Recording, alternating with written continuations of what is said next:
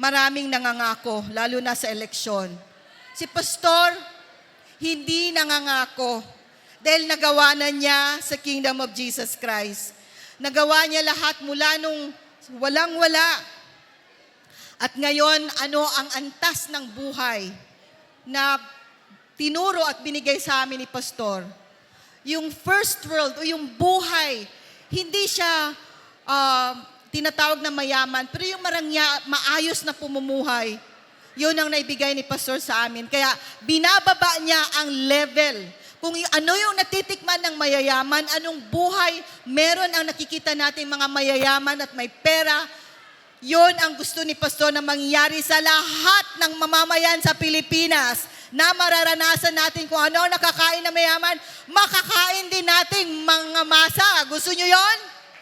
Walang disparity, walang magdi-divide, hindi tayo mahirap, sila mayaman. Mayaman ang Pilipinas, pero nasa iilan lamang. Ang kayamanan ng Pilipinas napupunta sa iilan lamang. Pero si Pastor, ang gusto niyang mangyari, kung nasaan ang pera ng bayan para sa bayan, ibabalik niya sa lahat ng mamamayan. Kung bigyan natin ng pagkakataon si Pastor Apollo C. Kibuloy, hindi siya mangangako, gagawin niya. Lahat na nagawa niya, kung nakita natin, malinis, maganda, maunlad na buhay, yan ang magagawa ni Pastor Apollo.